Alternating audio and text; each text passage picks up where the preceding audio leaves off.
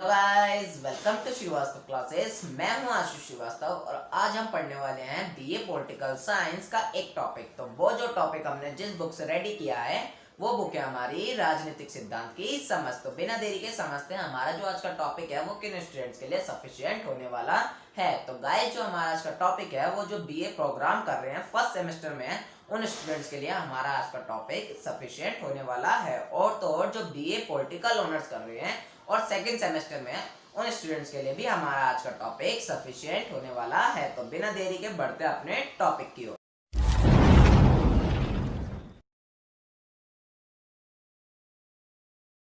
तो टॉपिक है हमारा आज का स्वतंत्रता सकारात्मक एवं नकारात्मक का चैप्टर नंबर हमारा फर्स्ट। तो गाइस ये जो हमारा चैप्टर है ये सेकंड सेमेस्टर का और इस चैप्टर के ऊपर ये हमारा सेकंड पार्ट है, यानी कि हमने फर्स्ट पार्ट वाली वीडियो ऑलरेडी बना दी है जिसमें हमने स्वतंत्रता का अर्थ आपको बहुत अच्छे से समझाने की कोशिश की है। तो अगर आपने वो फर्स्ट पार्ट वाली वीडियो नहीं देखी है तो गाइस पहले आप इस फर्स्ट पार्ट वाली वीडियो को देख लीजिएगा, तभी आपको ये सेकंड पार्ट वाली वीडियो समझ में आएगी। मैं आपको लिंक नीचे डिस्क्रिप्शन में दे दूंगा। तो बिना देरी के बढ़ते हैं अपने पॉइंट्स की ओर। तो पॉइंट्स कह सकते हैं या हम हेडिंग कह सकते हैं, तो वो है हमारी सकारात्मक स्वतंत्रता। क्या होती है सकारात्मक स्वतंत्रता, आइए समझने की कोशिश करते हैं।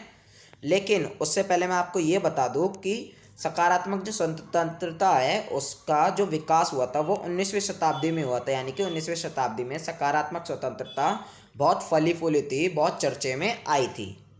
तो बढ़ते हैं अपने नेक्स्ट पॉइंट की ओर। नेक्स्ट पॉइंट हमारा क्या कह रहा है, आइए समझने की कोशिश करते हैं। सकारात्मक स्वतंत्रता पर लॉस्की के मत। देखिए गाइस जो लॉस्की हैं ये एक विद्वान है जो बहुत पढ़े लिखे थे।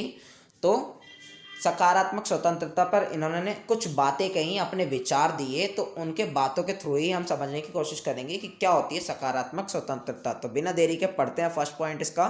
तो फर्स्ट पॉइंट क्या कहता है, सकारात्मक स्वतंत्रता से मेरा मतलब ऐसे वातावरण का निर्माण करना जहां पर व्यक्ति को अपना अच्छा करने के लिए अवसर मिलते हो। देखिए क्या कहते हैं लॉस्की, स्वतंत्रता से मेरा मतलब ऐसे वातावरण का निर्माण करना, मतलब कि ऐसे वातावरण का निर्माण करना जिसमें सभी व्यक्ति को अपनी भलाई का काम करने के लिए, अपना अच्छा करने के लिए मौके मिले, अवसर मिले, तो उसे हम स्वतंत्रता कहेंगे। तो बढ़ते हैं नेक्स्ट पॉइंट की ओर। नेक्स्ट पॉइंट हमारा क्या कहता है, आइए समझते हैं। अधिकारों के बिना स्वतंत्रता नहीं हो सकती। देखिए लॉस की एक और बात कहते हैं, जो अधिकार होते हैं जैसे कि हमारा शिक्षा का अधिकार, हमारा घूमने फिरने का अधिकार, इसी टाइप से बहुत सारे अधिकार होते हैं। तो ये जो अधिकार जो होते हैं हमारे, इनके बिना स्वतंत्रता नहीं हो सकती, लॉस की ऐसा कहते हैं। तो बिना देरी के बढ़ते हैं अपने नेक्स्ट पॉइंट की ओर। नेक्स्ट पॉइंट हमारा क्या कहता है, आइए समझते हैं। स्वतंत्रता ऐसी होनी चाहिए जिससे दूसरों की स्वतंत्रता को हानि ना पहुंचे। देखिए लॉस की यहाँ पर एक और बात समझाने की कोशिश करते हैं कि स्वतंत्रता है वो ऐसी होनी चाहिए जिससे दूसरों की स्वतंत्रता है उसको नुकसान ना पहुंचे, उसको हानि ना पहुंचे, मतलब कि सभी लोगों की स्वतंत्रता बनी रहनी चाहिए बिना किसी हानि के। तो बढ़ते हैं अपने नेक्स्ट पॉइंट की और। नेक्स्ट पॉइंट क्या क्या कह रहा है हमारा, आइए समझने की कोशिश करते हैं। स्वतंत्रता का आनंद समाज से अलग होकर नहीं लिया जा सकता। देखिए स्वतंत्रता का जो आनंद है वो पूरे समाज से अलग होकर नहीं लिया जा सकता। क्यों? क्योंकि समाज में सबकी भलाई के लिए कार्य होते हैं। तो इसलिए ही लॉस की कहते हैं कि स्वतंत्रता का आनंद हम समाज से अलग होकर नहीं ले सकते, और अगर अलग होकर लेना भी चाहें तो हम सिर्फ अकेले अपनी भलाई कर पाएंगे, पूरा समाज हमारी भलाई नहीं कर पाएगा। तो बढ़ते अपने नेक्स्ट पॉइंट की ओर। नेक्स्ट पॉइंट हमारा क्या कह रहा है, आइए समझने की कोशिश करते हैं। लॉस्की ने 3 प्रकार की स्वतंत्रता का वर्णन किया है। देखिए गाइस जो लॉस्की थे उन्होंने 3 प्रकार की स्वतंत्रता बताई है। तो क्या है वो 3 प्रकार की स्वतंत्रता, आइए देखते हैं। तो पहली स्वतंत्रता उन्होंने बताई है निजी स्वतंत्रता। तो गाइस निजी का मतलब होता है, हम कह सकते हैं पर्सनली। तो पर्सनली मुद्दों पे बात होती है इस स्वतंत्रता में। तो आइए समझते हैं। यह स्वतंत्रता व्यक्ति के निजी मुद्दों से संबंधित है। देखिए निजी स्वतंत्रता जो है वो व्यक्ति के निजी मुद्दों से संबंधित है। निजी मतलब उनके जो पर्सनल मैटर होते हैं। पर्सनल मैटर कौन से होते हैं, यानी कि जो घर से रिलेटेड होते हैं और जो उनके अपनी लाइफ से रिलेटेड मुद्दे होते हैं, उनसे रिलेटेड है ये वाली स्वतंत्रता, यानी कि निजी स्वतंत्रता। अब बढ़ते हैं अपने नेक्स्ट स्वतंत्रता की ओर। नेक्स्ट स्वतंत्रता है हमारी राजनीतिक स्वतंत्रता। राजनीतिक स्वतंत्रता क्या होती है, आइए समझने की कोशिश करते हैं।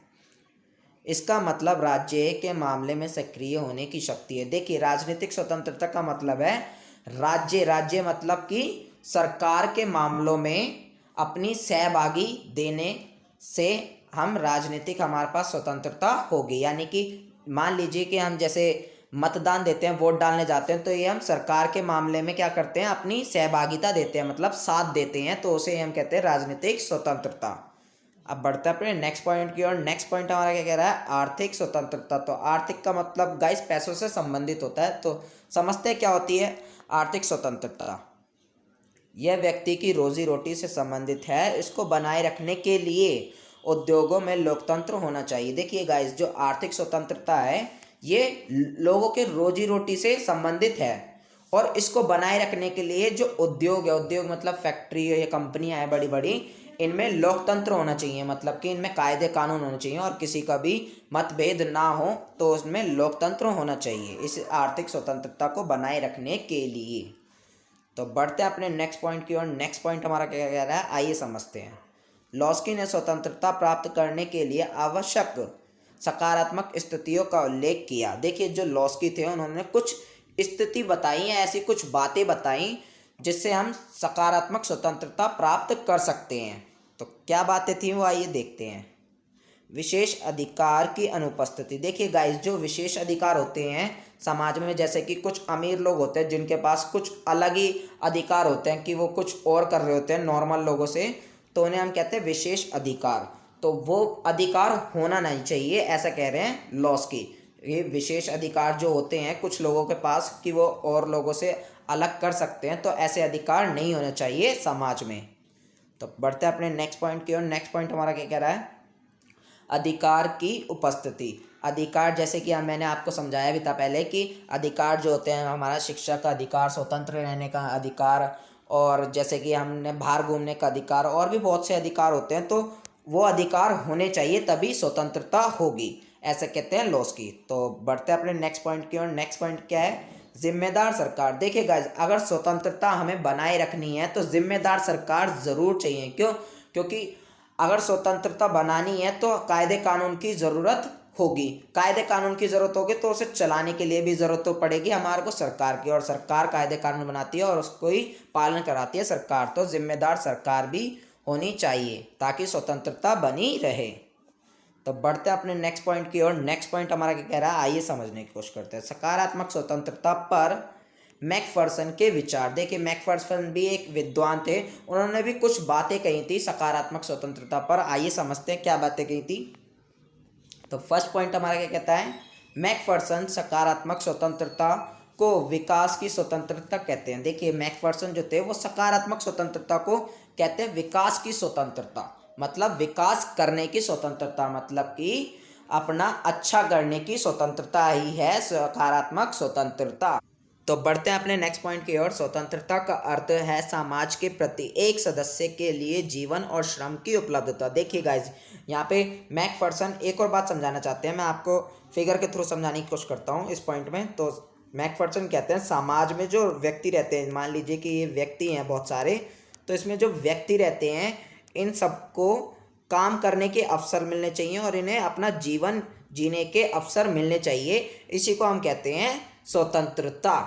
तो बढ़ते हैं अपने नेक्स्ट पॉइंट की ओर। नेक्स्ट पॉइंट हमारा क्या कहना चाह रहा है, ये समझने की कोशिश करते हैं। स्वतंत्रता के लिए निजी संपत्ति के आधार पर उत्पादन के पूंजीवादी तरीके को किसी और प्रणाली में बदल देना चाहिए। तो गाइज ये जो हमारा पॉइंट समझाना चाह रहा है, मैं आपको शॉर्टली आपको फिगर के थ्रू समझाने की कोशिश करता हूँ। तो मान लीजिए गाइज कि ये एक फैक्ट्री है और फैक्ट्री में जो भी बनता है उसको प्राइवेट तरीके से ना बनाकर किसी और तरीके से बनाएं तो हम स्वतंत्र हो जाएंगे। यही हमारा पॉइंट समझाना चाह रहा था कि प्राइवेट जो फैक्ट्री होती है उसमें जो भी कुछ बनता है उसे हम प्राइवेट तरीके से ना बनाकर किसी और तरीके से बनाएं तो हम स्वतंत्र हो जाएंगे। तो गाइज मैं उम्मीद करता हूं कि आपको सकारात्मक स्वतंत्रता का अर्थ अब तक बहुत अच्छे से समझ में आ चुका होगा। फिर भी आपको अगर सकारात्मक स्वतंत्रता का अर्थ समझ में नहीं आया तो मैं आपको शॉर्टली समझाने की कोशिश करता हूँ।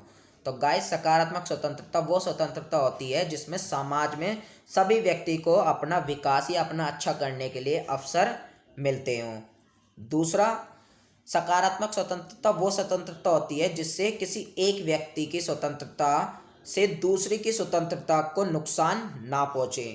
तीसरा, समाज में ऐसे लोग होते हैं जो बराबर हों और किसी के पास विशेष अधिकार नहीं होता, उसे हम कहते हैं सकारात्मक स्वतंत्रता। तो मैं उम्मीद करता हूँ गाइज अब आपको सकारात्मक स्वतंत्रता का अर्थ बहुत अच्छे से समझ में आ चुका होगा। अब बढ़ते हैं अपने नेक्स्ट टॉपिक की ओर। तो नेक्स्ट टॉपिक है हमारा सकारात्मक स्वतंत्रता के महत्वपूर्ण बिंदु। देखिए गाइज, सकारात्मक स्वतंत्रता के कुछ महत्वपूर्ण बिंदु दे रखे हैं, तो क्या है वो महत्वपूर्ण बिंदु, आइए धीरे धीरे समझने की कोशिश करते हैं।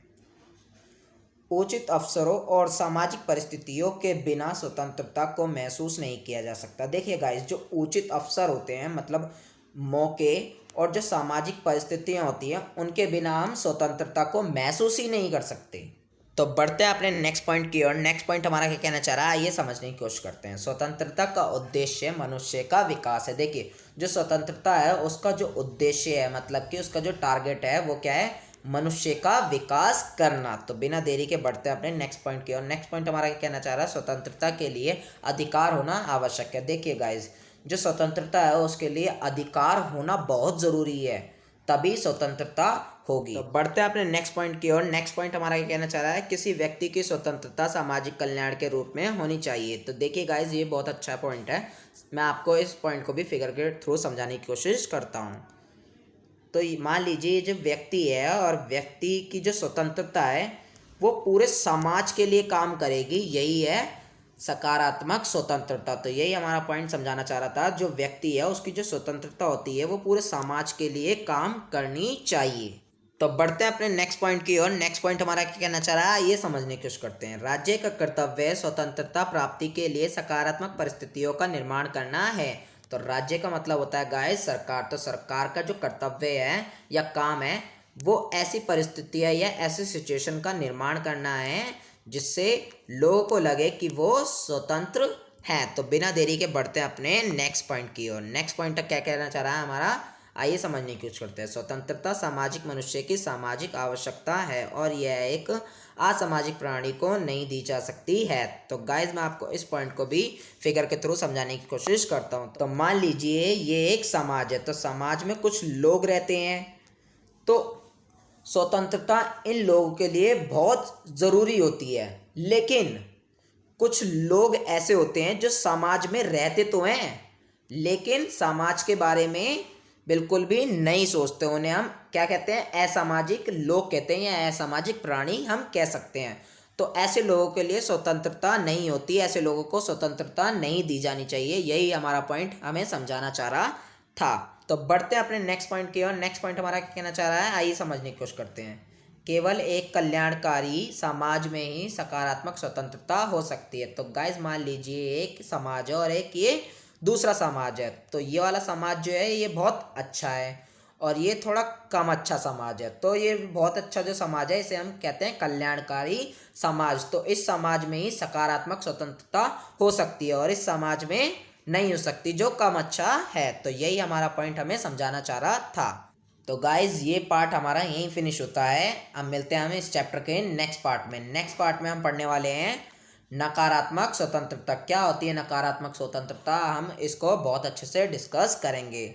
और गाइज, मैं आपको यहाँ पर एक और बात समझाना चाहता हूँ कि ये जो मैं आपको शॉर्ट नोट्स लिखवाता हूँ, ये शॉर्ट पॉइंट्स लिखवाता हूँ, आपको पेपर में ऐसे नहीं लिख के आने। मैं आपको इसलिए लिखवाता हूँ ताकि आपके दिमाग में बहुत अच्छे से बैठ जाएं और बहुत अच्छे से आपको याद हो जाए। और जब आपको याद हो जाएंगे और आपके दिमाग में बहुत अच्छे से बैठ जाएंगे और आप इसे बहुत अच्छे से समझ जाओगे तो आप इसे ऑटोमेटिक बना के लंबा चौड़ा लिख सकते हो।